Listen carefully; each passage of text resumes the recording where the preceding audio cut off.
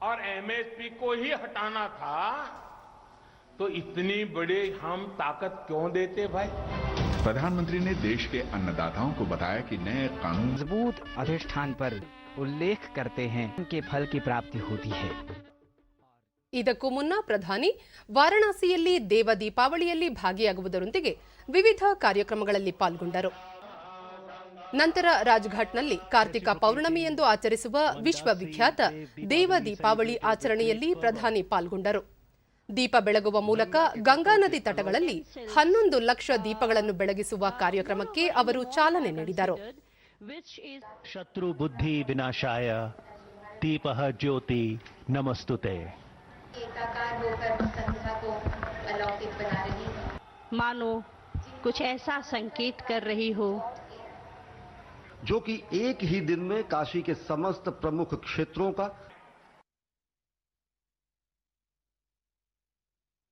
ಕೃಷಿ ಸುಧಾರಣೆಗಳನ್ನು ವಿರೋಧಿಸಿ ಪ್ರತಿಭಟನೆಯಲ್ಲಿ ತೊಡಗಿರುವ ರೈತ ನಾಯಕರನ್ನು ಕೇಂದ್ರ ಸರ್ಕಾರ ಇಂದು ಉನ್ನತ ಮಟ್ಟದ ಸಚಿವರ ಸಮಿತಿ ಸಭೆಗೆ ಮಾತುಕತೆಗೆ ಆಹ್ವಾನಿಸಿದೆ.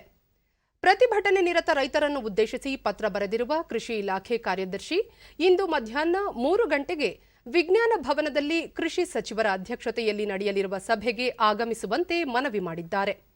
ಮೊದಲ ಸುತ್ತಿನ ಮಾತುಕತೆಯಲ್ಲಿ ಭಾಗವಹಿಸಿದ್ದ ರೈತ ನಾಯಕರನ್ನು ಈ ಸಭೆಗೆ ಆಹ್ವಾನಿಸಲಾಗಿದೆ ಎಂದು कृषि सचिव नरेंद्र सिंह तोमर ತಿಳಿಸಿದ್ದಾರೆ.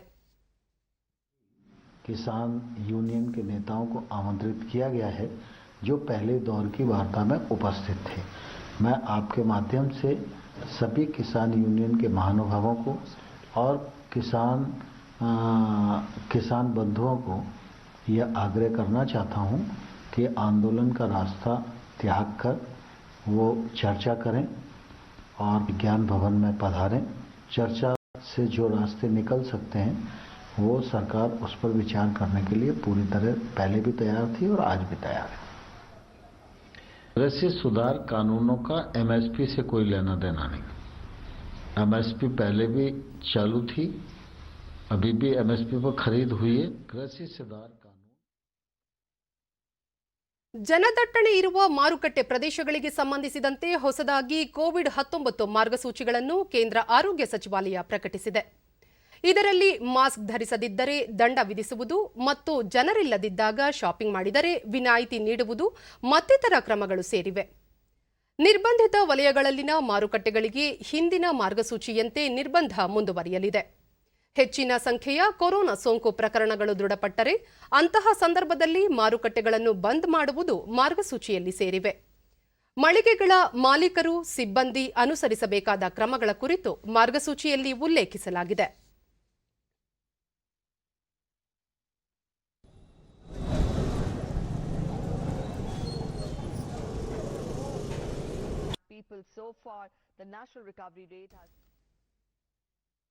ಕೋವಿಡ್-19 ನಿಯಂತ್ರಣಕ್ಕೆ ಲಭ್ಯವಾಗಲಿರುವ ಲಸಿಕೆಯನ್ನು ಕೇಂದ್ರ ಸರ್ಕಾರದ ಸೂಚನೆಯಂತೆ ಆದ್ಯತೆ ಮೇರೆಗೆ ನೀಡಲು ಆರೋಗ್ಯ ಇಲಾಖೆ ಸಿದ್ಧತೆ ಮಾಡಿಕೊಳ್ಳುತ್ತಿದೆ.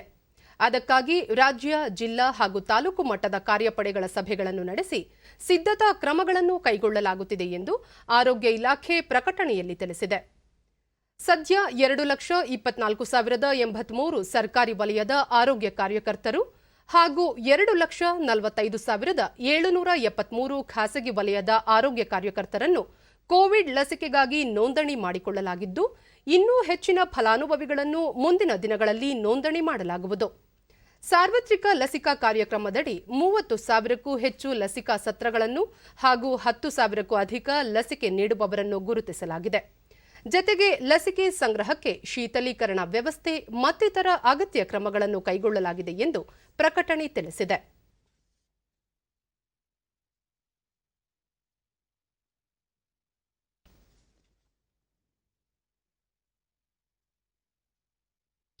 ದೇಶದಲ್ಲಿ ಕಳೆದ 24 ಗಂಟೆಗಳಲ್ಲಿ 31,118 ಕೊರೋನಾ ಸೋಂಕು ಪ್ರಕರಣಗಳು ಪತ್ತೆಯಾಗಿದ್ದು, ಒಟ್ಟು ಸೋಂಕಿತರ ಸಂಖ್ಯೆ 94,62,810ಕ್ಕೆ ಏರಿಕೆಯಾಗಿದೆ.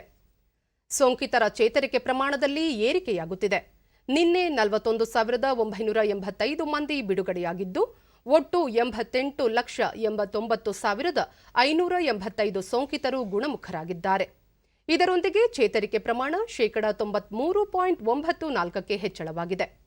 ಒಂದೇ ದಿನ 482 ಮಂದಿ ಮೃತಪಟ್ಟಿದ್ದು, ಇದುವರೆಗೆ ಒಟ್ಟು 1,37,621 ಮಂದಿ ಸಾವನ್ನಪ್ಪಿದ್ದಾರೆ. ಮರಣ ದರ ಶೇಕಡಾ 1.45ಕ್ಕೆ ತಗ್ಗಿದೆ. 4,35,603 ಸೋಂಕಿತರು ವಿವಿಧ ಆಸ್ಪತ್ರೆಗಳಲ್ಲಿ ಚಿಕಿತ್ಸೆ ಪಡೆಯುತ್ತಿದ್ದು, ಸಕ್ರಿಯ ಪ್ರಕರಣಗಳ ಸಂಖ್ಯೆ ಶೇಕಡಾ 4.60ಗೆ ಇಳಿಕೆಯಾಗಿದೆ.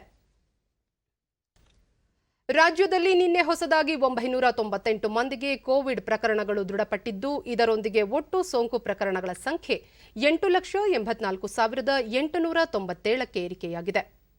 2,209 ಮಂದಿ ಆಸ್ಪತ್ರೆಯಿಂದ ಬಿಡುಗಡೆಯಾಗಿದ್ದು, ಇದುವರೆಗೂ ಗುಣಮುಖರಾದವರ ಸಂಖ್ಯೆ 8,49,821ಕ್ಕೆ ತಲುಪಿದೆ. ನಿನ್ನೆ 13 ಮಂದಿ ಸಾವನ್ನಪ್ಪಿದ್ದು, ಮೃತಪಟ್ಟವರ ಸಂಖ್ಯೆ 11,778ಕ್ಕೆ ಏರಿಕೆಯಾಗಿದೆ. ಸದ್ಯ ರಾಜ್ಯದಲ್ಲಿ 23,279 ಸಕ್ರಿಯ ಪ್ರಕರಣಗಳಿವೆ. 349 ಮಂದಿ ರಾಜ್ಯದ ವಿವಿಧ ಆಸ್ಪತ್ರೆಗಳಲ್ಲಿ ತೀವ್ರ ನಿಗಾ ಘಟಕದಲ್ಲಿ ಚಿಕಿತ್ಸೆ ಪಡೆಯುತ್ತಿದ್ದಾರೆ. 81,333 ಮಂದಿಗೆ ಪರೀಕ್ಷೆ ನಡೆಸಿದ್ದು, ಇದುವರೆಗೂ 1,11,01,633 ಮಂದಿಗೆ ಕೊರೋನಾ ಪರೀಕ್ಷೆ ನಡೆಸಲಾಗಿದೆ ಎಂದು ಆರೋಗ್ಯ ಮತ್ತು ಕುಟುಂಬ ಕಲ್ಯಾಣ ಇಲಾಖೆ ತಿಳಿಸಿದೆ. ಬೆಂಗಳೂರಿನಲ್ಲಿ ನಿನ್ನೆ 444 ಮಂದಿಗೆ ಸೋಂಕು ತಗುಲಿದ್ದು, ಒಟ್ಟು ಸೋಂಕು ಪ್ರಕರಣಗಳ ಸಂಖ್ಯೆ 3,69,734ಕ್ಕೆ ಏರಿಕೆಯಾಗಿದೆ. ನಿನ್ನೆ 1,509 ಮಂದಿ ಆಸ್ಪತ್ರೆಯಿಂದ ಬಿಡುಗಡೆಯಾಗಿದ್ದು, ಇದುವರೆಗೂ ಗುಣಮುಖರಾದವರ ಸಂಖ್ಯೆ 3,48,348ಕ್ಕೆ ಏರಿಕೆಯಾಗಿದೆ. ಸದ್ಯ 17,248 ಸಕ್ರಿಯ ಪ್ರಕರಣಗಳಿವೆ. ಬೆಂಗಳೂರಿನಲ್ಲಿ 6 ಮಂದಿ ಮೃತಪಟ್ಟಿರುವುದು ಸೇರಿದಂತೆ ಒಟ್ಟಾರೆ 4,137 ಮಂದಿ ಸಾವನ್ನಪ್ಪಿದ್ದಾರೆ. ವಿವಿಧ ಜಿಲ್ಲೆಗಳಲ್ಲಿ ವರದಿಯಾಗಿರುವ ಪ್ರಕರಣಗಳ ವಿವರ ಇಂತಿದೆ.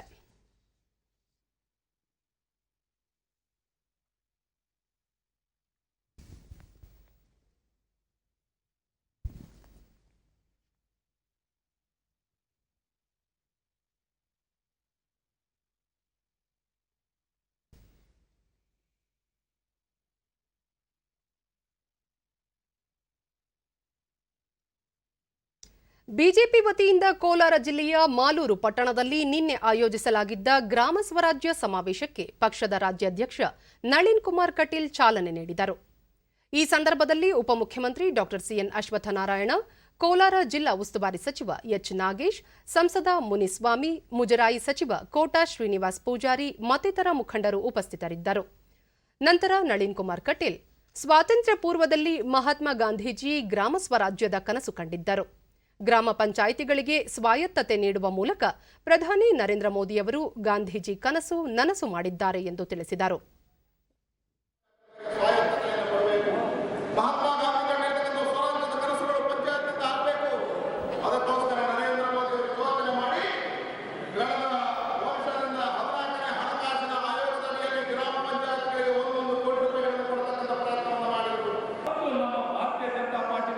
ಡಾ ಸಿಎನ್ ಅಶ್ವತ್ಥನಾರಾಯಣ, ಪ್ರಧಾನಿ ನರೇಂದ್ರ ಮೋದಿಯವರು ಹಾಗೂ ಬಿಜೆಪಿ ಪಕ್ಷದ ಬಗ್ಗೆ ಜನರಲ್ಲಿ ವಿಶ್ವಾಸ ಮತ್ತು ನಂಬಿಕೆ ಹೆಚ್ಚಿದೆ. ಜನರಿಗೆ ಅಧಿಕಾರ ಮತ್ತು ನಾಯಕತ್ವ ನೀಡಲು ಗ್ರಾಮ ಪಂಚಾಯಿತಿ ಚುನಾವಣೆಗಳಲ್ಲಿ ಪಕ್ಷದ ಅಭ್ಯರ್ಥಿಗಳನ್ನು ಬೆಂಬಲಿಸುವಂತೆ ಮನವಿ ಮಾಡಿದರು. ನಿಮ್ಮ ನಾಯಕತ್ವದಲ್ಲಿ ಈ ಪಂಚಾಯಿತಿ ಚುನಾವಣೆಯಲ್ಲಿ ನಿಮ್ಮ ನಾಯಕತ್ವದಲ್ಲಿ ನಿಮಗೆ ಮತವನ್ನು ಪಡೆದುಕೊಂಡು ನಮ್ಮ ಪಕ್ಷದ ಸದಸ್ಯರು, ನಮ್ಮ ನಾಯಕರು ಈ ಚುನಾವಣೆಯಲ್ಲಿ ಸ್ಪರ್ಧೆಯನ್ನು ಮಾಡಿ ಜನರ ಬೆಂಬಲ, ಜನರ ಮತವನ್ನು ಪಡೆದುಕೊಂಡು ಚುನಾಯಿತರಾಗಬೇಕು ಅಂತ ಏಕೈಕ ಗುರಿಯಿಂದಲೇ ಎಚ್ ನಾಗೇಶ್, ಗ್ರಾಮೀಣ ಪ್ರದೇಶಗಳ ಅಭಿವೃದ್ಧಿ ಹಾಗೂ ಕೃಷಿಕರ ಬದುಕು ಹಸನು ಮಾಡುವ ನಿಟ್ಟಿನಲ್ಲಿ ರಾಜ್ಯ ಸರ್ಕಾರ ಕಳೆದ 1.5 ವರ್ಷದಿಂದ ಅನೇಕ ಸುಧಾರಣೆಗಳನ್ನು ಕೈಗೊಂಡಿದೆ ಎಂದರು.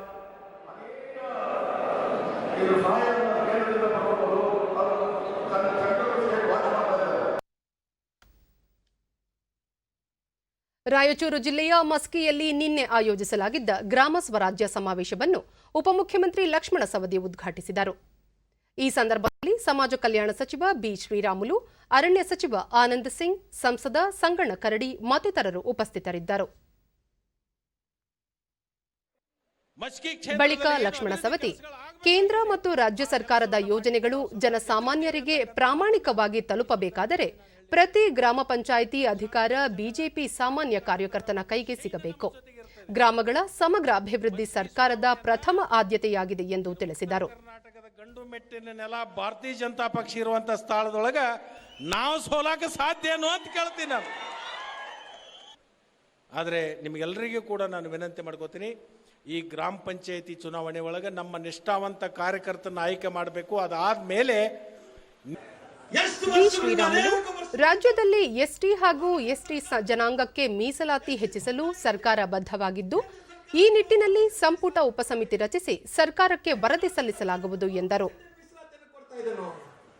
ಪರಿಶಿಷ್ಟ ಜಾತಿಗೆ ಇವತ್ತು 15% ಮೀಸಲಾತಿಯನ್ನು ಕೊಡ್ತಾ ಇದ್ದೇನೋ, ಅದು 17% ಮೀಸಲಾತಿ ಆಗ್ಬೇಕೆಂದೇಳಿ ಅನೇಕ ವರ್ಷಗಳಿಂದ ಅನೇಕ ಸರ್ಕಾರಗಳು ಬಂದು ಹೋದವು. ಆದ್ರೆ ನಮ್ಮ ಮುಖ್ಯಮಂತ್ರಿಗಳಾದಂತಹ ಸನ್ಮಾನ್ಯ ಯಡಿಯೂರಪ್ಪನವರು, ನಮ್ಮ ಮಂತ್ರಿಗಳಾದಂತಹ ಲಕ್ಷ್ಮಣ ಸವದಿಯವರು ಮೊನ್ನೆ ಕ್ಯಾಬಿನೆಟ್ ಅಲ್ಲಿ ಚರ್ಚೆ ಆಯ್ತು.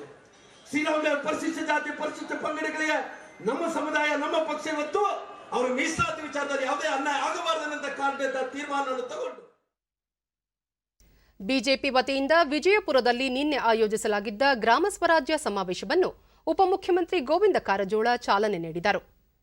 ಸಂಸದ ರಮೇಶ್ ಜಿಗಜಿಣಗಿ, ಜಿಲ್ಲೆಯ ಶಾಸಕರು ಮತ್ತಿತರ ಮುಖಂಡರು ಉಪಸ್ಥಿತರಿದ್ದರು.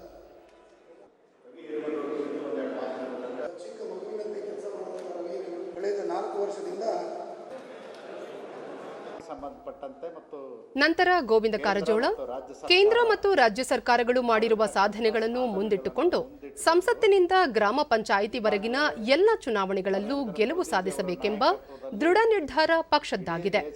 ಕಳೆದ 6 ವರ್ಷಗಳಿಂದ ಪ್ರಧಾನಿ ನರೇಂದ್ರ ಮೋದಿ ಅವರು ಹಲವಾರು ಜನಪರ ಯೋಜನೆಗಳನ್ನು ಜಾರಿಗೆ ತರುವ ಮೂಲಕ ದೇಶದ ಸರ್ವಾಂಗೀಣ ಅಭಿವೃದ್ಧಿಗೆ ಅಪಾರವಾಗಿ ಶ್ರಮಿಸಿದ್ದಾರೆ ಎಂದರು.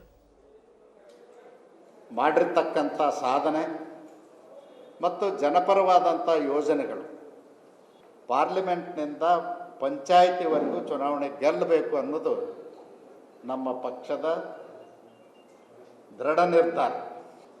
ಗ್ರಾಮ ಸ್ವರಾಜ್ಯ ಪಕ್ಷದ ಪ್ರಧಾನ ಕಾರ್ಯದರ್ಶಿ ಅಶ್ವತ್ಥನಾರಾಯಣ ಗ್ರಾಮ ಪಂಚಾಯಿತಿ ಚುನಾವಣೆ ಹಿನ್ನೆಲೆಯಲ್ಲಿ ಪಕ್ಷದ ಸಂಘಟನೆಯನ್ನು ಬಲಪಡಿಸುವುದು ಗ್ರಾಮ ಸ್ವರಾಜ್ಯ ಸಮಾವೇಶದ ಉದ್ದೇಶವಾಗಿದೆ ಎಂದರು. ಜನರಿಗೆ ಮನದಟ್ಟು ಮಾಡಿಕೊಡ್ಬೇಕು ಅಂತ ಹೇಳಿ ಪ್ರತಿ ಜಿಲ್ಲೆಗೆ 2 ಕಡೆ ಸಮಾವೇಶ ಮಾಡೋದ್ರ ಮುಖೇನ 6 ತಂಡಗಳನ್ನು ರಚಿಸಿದ್ದಾರೆ. ಕಾರ್ಯಕರ್ತರಿಗೆ ಹುರಿದುಂಬಿಸಿ ಮತ್ತು ಕಾರ್ಯಕರ್ತರ ಮುಂದಿನ ದಿನಗಳಲ್ಲಿ ಕಾರ್ಯಕರ್ತರನ್ನೇ ನಾಯಕನಾಗಿ ಮಾಡ್ತಕ್ಕಂಥ ಒಂದು ಕಾನ್ಸೆಪ್ಟಿನ ಮೇಲೆ ಈ ಚುನಾವಣೆಗೆ ನಾವು ಹೊರಟಿದ್ದೀವಿ. ಈಗ ಜಾಹೀರಾತು, ನಂತರ ವಾರ್ತಾ ಪ್ರಸಾರ ಮುಂದುವರಿಯುವುದು.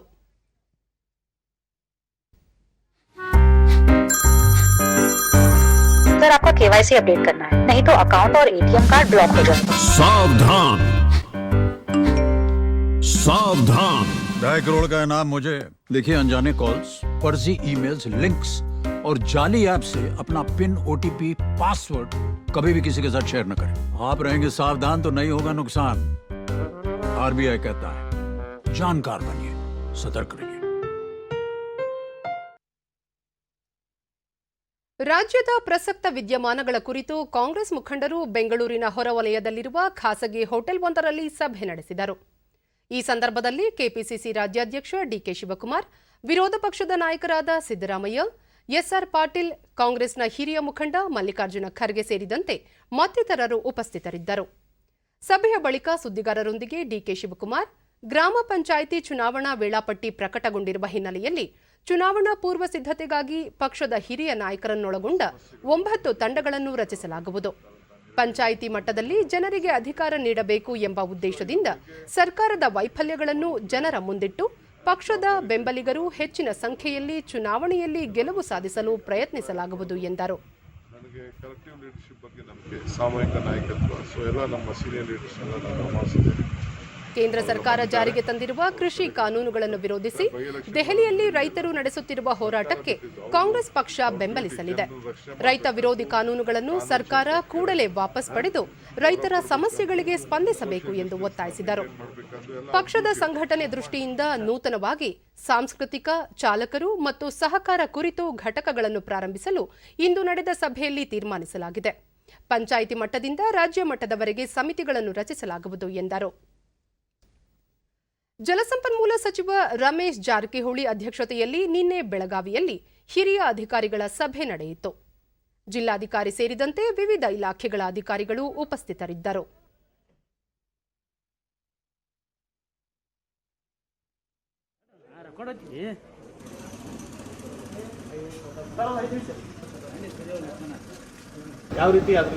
ನಂತರ ರಮೇಶ್ ಜಾರಕಿಹೊಳಿ ಕಳಸಾ ಬಂಡೂರಿ ನಾಲಾ ಯೋಜನೆಯ ಅನುಷ್ಠಾನದಲ್ಲಿ ಕಾನೂನು ಬಾಹಿರ ಕಾಮಗಾರಿಗಳು ನಡೆಯುತ್ತಿವೆ ಎಂಬ ಗೋವಾ ಮುಖ್ಯಮಂತ್ರಿಯವರ ಆರೋಪದಲ್ಲಿ ಸತ್ಯಾಂಶವಿಲ್ಲ. ಕಾನೂನಿನ ಚೌಕಟ್ಟಿನಲ್ಲಿ ಯೋಜನೆಯ ಕಾಮಗಾರಿಗಳು ಪ್ರಗತಿಯಲ್ಲಿವೆ ಎಂದು ಸ್ಪಷ್ಟಪಡಿಸಿದರು. ರಾಜ್ಯದಲ್ಲಿ ನಾಯಕತ್ವ ಬದಲಾವಣೆ ಪ್ರಶ್ನೆ ಇಲ್ಲ. ಮುಂದಿನ 2.5 ವರ್ಷಗಳ ಕಾಲ ಬಿಎಸ್ ಯಡಿಯೂರಪ್ಪ ಮುಖ್ಯಮಂತ್ರಿಯಾಗಿ ಮುಂದುವರಿಯಲಿದ್ದಾರೆ. ಬಿಜೆಪಿ ಸರ್ಕಾರ ಅಧಿಕಾರಕ್ಕೆ ಬರಲು ಸಹಕರಿಸಿದ ಎಲ್ಲ 17 ಶಾಸಕರಿಗೂ ಸಚಿವ ಸ್ಥಾನ ನೀಡಬೇಕು ಎಂಬುದು ತಮ್ಮ ಆಶಯವಾಗಿದ್ದು, ಈ ಕುರಿತು ಮುಖ್ಯಮಂತ್ರಿ ಸೂಕ್ತ ನಿರ್ಧಾರ ಕೈಗೊಳ್ಳಲಿದ್ದಾರೆ ಎಂದರು. ಜಿಲ್ಲೆಯಲ್ಲಿ ಕೋವಿಡ್ ಸಾಂಕ್ರಾಮಿಕ ಸಂಪೂರ್ಣ ನಿಯಂತ್ರಣದಲ್ಲಿದೆ. ಸೋಂಕು ಪ್ರಕರಣಗಳು ಹೊಸದಾಗಿ ಪತ್ತೆಯಾಗಿಲ್ಲ. ಕೇವಲ 274 ಸಕ್ರಿಯ ಪ್ರಕರಣಗಳಿದ್ದು, ಸಂಬಂಧಪಟ್ಟ ರೋಗಿಗಳಿಗೆ ಸೂಕ್ತ ಚಿಕಿತ್ಸೆ ನೀಡಲಾಗುತ್ತಿದೆ ಎಂದರು. ಇನ್ನು ಬರುವ ಅವಧಿವರೆಗೆ ಮುಖ್ಯಮಂತ್ರಿ ಯಡಿಯೂರಪ್ಪನ ಮುಂದುವರಿತಾರೆ. ಮುಂದಿನ ಚುನಾವಣೆ ನೇತೃತ್ವದಲ್ಲೇ ಮಾಡ್ತೀವಿ, ಅದರಲ್ಲಿ ಏನು ಸಂಶಯ ಇಲ್ಲ.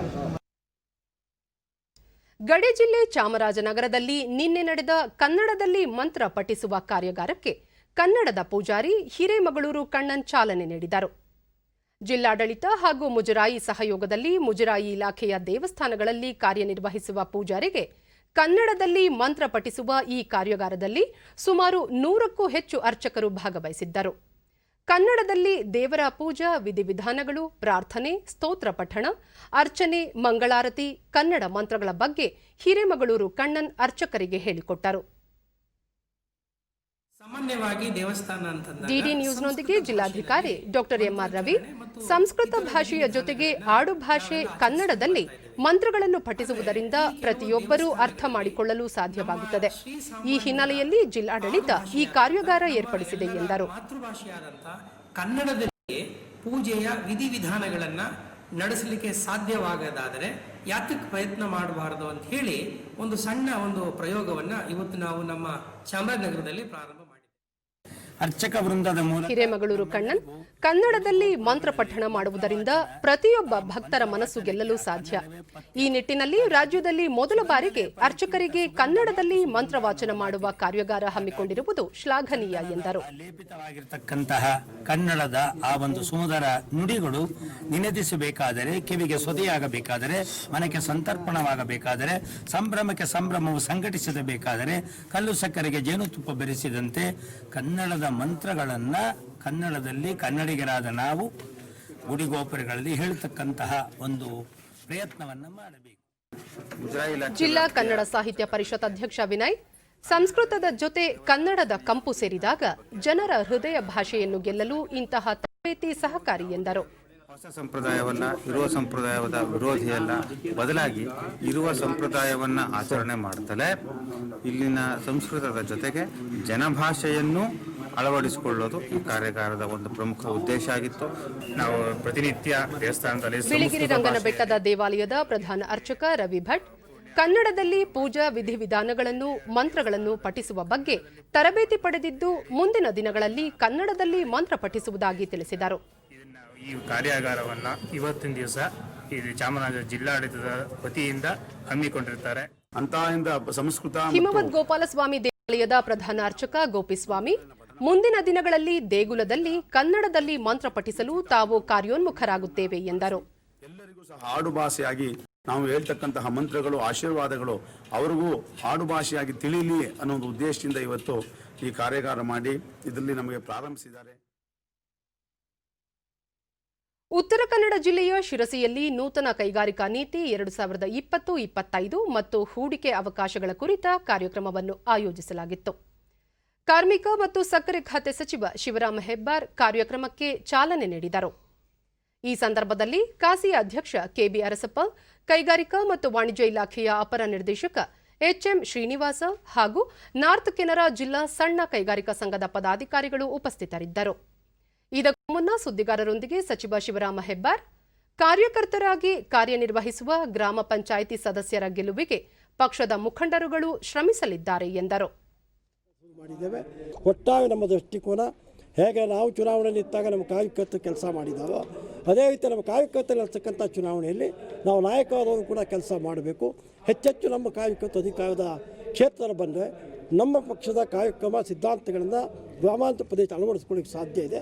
ಆ ಕಾರಣಕ್ಕಾಗಿ ಸಲ ಇಲ್ಲಿ ಇರುವಂತಹ ಒಂದು ಕಾಸಿಯ ಅಧ್ಯಕ್ಷ ಕೆಬಿ ಅರಸಪ್ಪ ಸಣ್ಣ ಕೈಗಾರಿಕೆಗಳು ಎದುರಿಸುತ್ತಿರುವ ಸಮಸ್ಯೆಗಳ ಕುರಿತು ನಿನ್ನೆಯ ಸಭೆಯಲ್ಲಿ ಚರ್ಚಿಸಲಾಯಿತು ಎಂದು ಮಾಹಿತಿ ನೀಡಿದರು.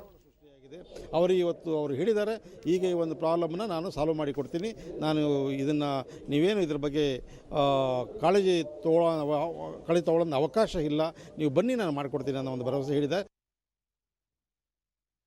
ಕೊಪ್ಪಳ ಜಿಲ್ಲೆಯಲ್ಲಿ ಹೆಚ್ಚಿನ ಮಳೆಯಿಂದ ಬೆಳೆ ಹಾನಿಯಾಗಿದ್ದು ರೈತರು ಸಂಕಷ್ಟಕ್ಕೆ ಸಿಲುಕಿದ್ದಾರೆ.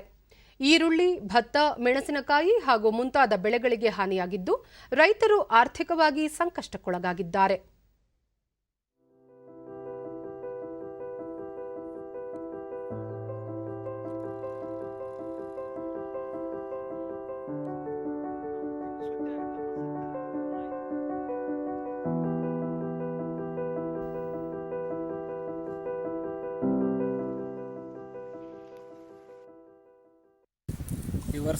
ಡಿಡಿ ನ್ಯೂಸ್ನೊಂದಿಗೆ ಈರುಳ್ಳಿ ಬೆಳೆಗಾರ ಮೋಹನ್ ಗೌಡ, ಮಳೆಯಿಂದ ಸಂಪೂರ್ಣ ಈರುಳ್ಳಿ ಬೆಳೆ ಹಾನಿಯಾಗಿದೆ.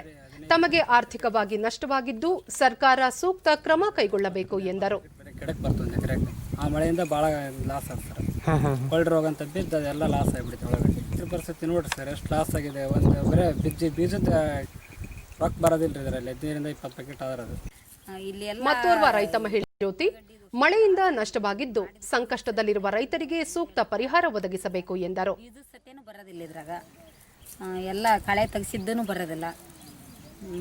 ಎಲ್ಲ ರೈತರದ್ದು ಅಷ್ಟು ಉಳ್ಳಾಗಡ್ಡೆ ಅಷ್ಟು ಕೆಟ್ಟು ಹೋಗಿಬಿಟ್ಟೈತಿ. ಇಲ್ಲಿ ಕೂಲಿ ನೋಡಿದರೆ ಬೆಳಗ್ಗೆ 8 ಗಂಟೆಗೆ ಬಂದು 5 ಗಂಟೆಗೆ ಹೋಗಿಬಿಡ್ತಾರೆ. 200 ರೂಪಾಯಿ ಕೂಲಿ. ಇದು ಮಾಡಿದ ಕೂಲಿಗೆ ಸತ್ಯ ಬರೋದಿಲ್ಲ.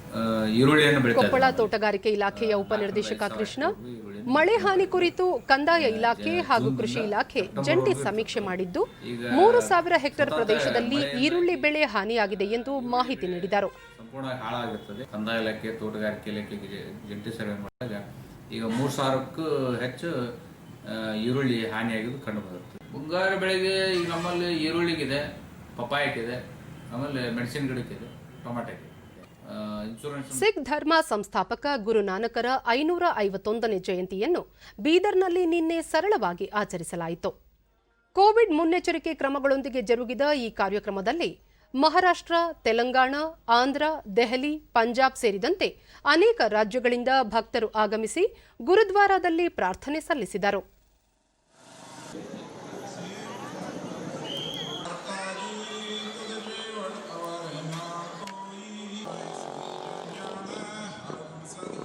ಕಿರಿಯ ವಯಸ್ಸಿನಲ್ಲಿ ಗುರುನಾನಕರು ದೇಶ ಸಂಚಾರ ಮಾಡುವಾಗ ಜಿಲ್ಲೆಯಲ್ಲಿ ತಂಗಿದ್ದರು ಎನ್ನಲಾದ ಗುರುನಾನಕ್ ಜಿರಾದಲ್ಲಿ ವಿಶೇಷ ಪೂಜೆ, ಕೀರ್ತನ ಕಾರ್ಯಕ್ರಮಗಳು ಜರುಗಿದವು. ಜಯಂತಿ ಅಂಗವಾಗಿ ಗುರುದ್ವಾರಕ್ಕೆ ದೀಪಾಲಂಕಾರದಿಂದ ಶೃಂಗಾರಗೊಳಿಸಲಾಗಿತ್ತು.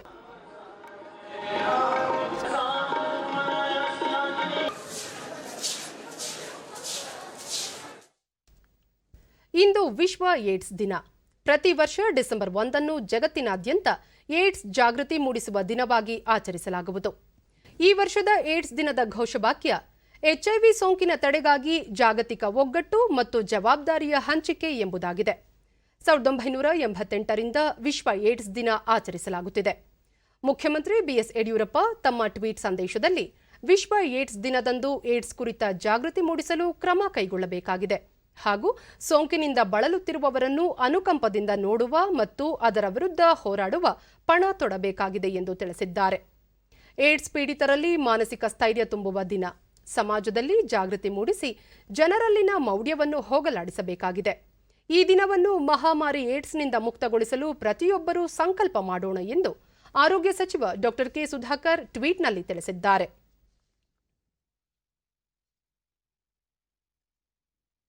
ಇಂದು ಗಡಿ ಭದ್ರತಾ ಪಡೆಯ 56ನೇ ಸಂಸ್ಥಾಪನಾ ದಿನ.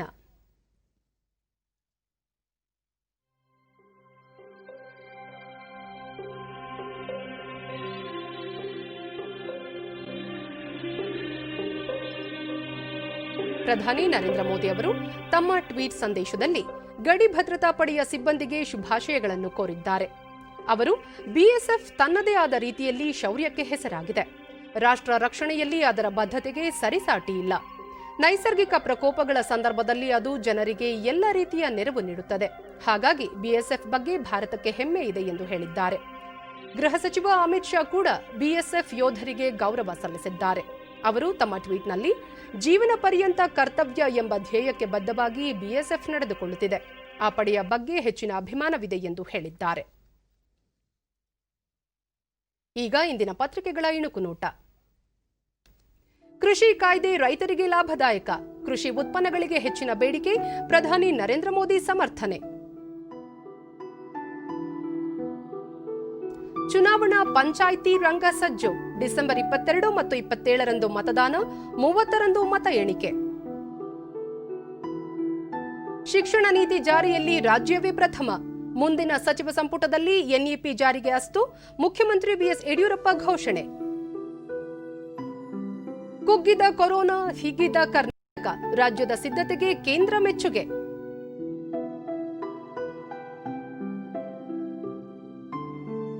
ಲಸಿಕೆ ಮಿಷನ್ಗೆ ವಿಮಾನಗಳು ರೆಡಿ, 14 ಶತಕೋಟಿ ಲಸಿಕೆ ಸಾಗಿಸಲು ಕೆಲಸ ಶುರು, ಸರಕು ಸಾಗಾಣೆಗೆ ಪ್ರಯಾಣಿಕರ ವಿಮಾನ. ಇವು ಇಂದಿನ ಪತ್ರಿಕೆಗಳ ಪ್ರಮುಖ ಸುದ್ದಿ. ಉಳಿದಂತೆ ಕೋವಿಡ್ ಲಸಿಕೆಗೆ 4.69 ಲಕ್ಷ ಮಂದಿ ನೋಂದಣಿ, ವ್ಯಾಕ್ಸಿನ್ ನೀಡಲು 30,000 ಲಸಿಕೆ ಕೇಂದ್ರಗಳ ಗುರುತು. ವಿದ್ಯುತ್ ಬಿಲ್ ಜೊತೆ ಕಸ ನಿರ್ವಹಣೆ ಶುಲ್ಕ, ಬೆಸ್ಕಾಂಗೆ ಪತ್ರ ಬರೆದ ಬಿಬಿಎಂಪಿ, ಸರ್ಕಾರದ ಅನುಮತಿ ಬಳಿಕ ಜಾರಿ, ಆಯುಕ್ತ ಮಂಜುನಾಥ್ ಪ್ರಸಾದ್. ಸಕಾಲದಲ್ಲಿ ಮಂಡ್ಯ ಬೆಸ್ಟ್, ಬೆಂಗಳೂರು ಲಾಸ್ಟ್, ಅರ್ಜಿಗಳ ಸ್ವೀಕಾರ, ತಿರಸ್ಕಾರ ಮತ್ತು ವಿಲೇವಾರಿಗೆ ಹೆಚ್ಚಿನ ಗಮನ ಹರಿಸಿ ಎಸ್ ಸುರೇಶ್ ಕುಮಾರ್. ಕೃಷಿ ವಿಶ್ವವಿದ್ಯಾಲಯಕ್ಕೆ ಮರಗಣತಿ ಕೆಲಸ, ರಾಜಧಾನಿಯ ಮರಗಳ ಸಮೀಕ್ಷೆಗೆ ಇನ್ನೂ ಕೂಡಿ ಬಾರದ ಮುಹೂರ್ತ. ಭಾರತ ತಂಡದ ವಿರುದ್ಧ ಸೀಮಿತ ಓವರ್ಗಳ ಕ್ರಿಕೆಟ್ ಸರಣಿ, ಪ್ಯಾಟ್ ಕಮಿನ್ಸ್ಗೆ ವಿಶ್ರಾಂತಿ, ತಂಡದಿಂದ ಹೊರಬಿದ್ದ ವಾರ್ನರ್. ಕೊನೆಯಲ್ಲಿ ಮತ್ತೊಮ್ಮೆ ಮುಖ್ಯಾಂಶಗಳು. ಹೊಸ ಕೃಷಿ ಸುಧಾರಣೆಗಳ ಜತೆಗೆ ಕನಿಷ್ಠ ಬೆಂಬಲ ಬೆಲೆ, ಹಳೆಯ ಮಂಡಿ ಪದ್ಧತಿ ಮುಂದುವರಿಕೆ, ಅಪಪ್ರಚಾರಕ್ಕೆ ಕಿವಿಗೊಡದಂತೆ ರೈತರಿಗೆ ಪ್ರಧಾನಿ ನರೇಂದ್ರ ಮೋದಿ ಮನವಿ. ಕೋವಿಡ್-19 ನಿಯಂತ್ರಣ, ಲಸಿಕೆ ಸಂಗ್ರಹ, ವಿತರಣೆಗೆ ರಾಜ್ಯ ಆರೋಗ್ಯ ಇಲಾಖೆ ಸಿದ್ಧತೆ, ಸದ್ಯ ಸುಮಾರು 5 ಲಕ್ಷ ಕಾರ್ಯಕರ್ತರ ನೋಂದಣಿ. ಗ್ರಾಮ ಪಂಚಾಯಿತಿ ಚುನಾವಣೆ, ಬಿಜೆಪಿಯಿಂದ ಗ್ರಾಮ ಸ್ವರಾಜ್ಯ ಸಮಾವೇಶ ಆಯೋಜನೆ, ಕಾಂಗ್ರೆಸ್ನಿಂದ ಹಿರಿಯ ನಾಯಕರನ್ನೊಳಗೊಂಡ 9 ತಂಡಗಳ ರಚನೆ. ಹಾಗೂ ಇಂದು ವಿಶ್ವ ಏಡ್ಸ್ ದಿನ, ಜಾಗೃತಿ ಮೂಡಿಸುವ ಹಲವು ಕಾರ್ಯಕ್ರಮ, ಎಚ್ಐವಿ ಮುಕ್ತ ಸಮಾಜ ಸಂಕಲ್ಪಕ್ಕೆ ಗಣ್ಯರ ಕರೆ. ನಮ್ಮ ವಾರ್ತಾ ಪ್ರಸಾರವನ್ನು ನೀವು ಡಿಡಿ ಚಂದನ ನ್ಯೂಸ್ ಯೂಟ್ಯೂಬ್ ಚಾನೆಲ್ನಲ್ಲೂ ವೀಕ್ಷಿಸಬಹುದು. ನಮ್ಮ ಮುಂದಿನ ವಾರ್ತಾ ಪ್ರಸಾರ ಮಧ್ಯಾಹ್ನ 1 ಗಂಟೆಗೆ ಡಿಡಿ ಚಂದನದಲ್ಲಿ. ನಮಸ್ಕಾರ.